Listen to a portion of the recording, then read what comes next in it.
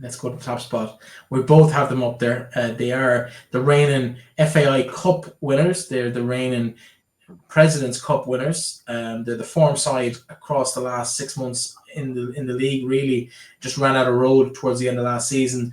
It's Shelbourne, and a lot of familiar faces here. Of course, Kate Mooney smiling back at us there. But you look down through that squad list, and really, it's a who's who of quality players.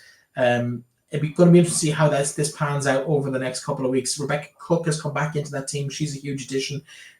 Courtney McGuire, obviously, there in goal, but she'll probably be back up to Amanda McQuillan like she was last year. Avian Clancy's a huge addition. Courtney didn't play last year. Courtney tore her ACL at the start of last season. Yeah, I think she's probably still a few weeks away. Yeah, she was noticeably. She wasn't tagged for this President's Cup. She was in the celebration. I expect Amanda. For me, the signing for Shells, Avian Clancy is probably the big signing for Shells.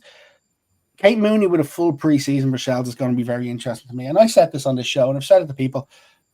Kate Mooney, for me, coming back last summer, was one of these that I wasn't sure about, in the sense of, can she score the goals that they need? She'd done it for Peamount for that 6 months, but she'd never really done it on a out-and-out basis before that.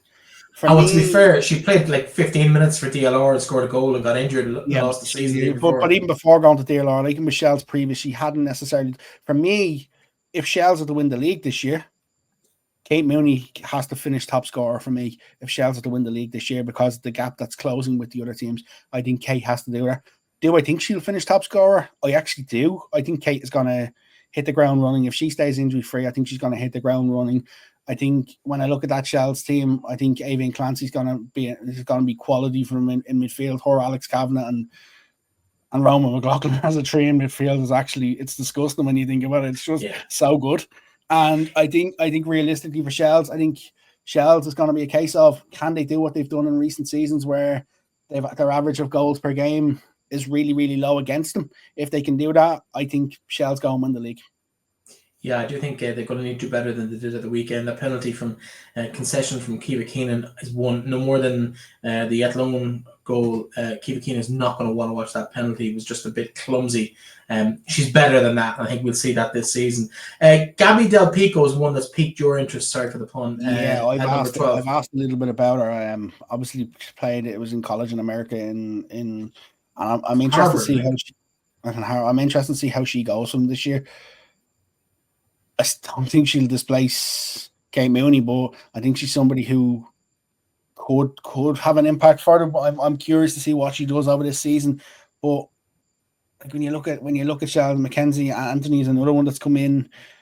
It's a case of, I think Owen Wirren as a coach is going to be a lot better than Owen Wirren as a coach last year. Every time I spoke to Owen has always talked about the lessons he's learned from his first year in senior management in the League of Ireland. I think Owen is going to come on leaps and bounds. I don't expect to see Shells making some of the mistakes they necessarily made in terms of maybe at times making the wrong sub or things not going their way. I just think they'll be a little bit sharper, and I think they could score more goals than they scored last year. But I just think they're going to get over the line in the end. Yeah, Sarah McCaffrey, of course, number 33. Not the Sarah McCaffrey who won an All-Ireland with Dublin, but a promising youngster, international caps to her name underage as well. So maybe one to watch, but not the one that Dubs fans will be familiar with. Sister of Jack, of course,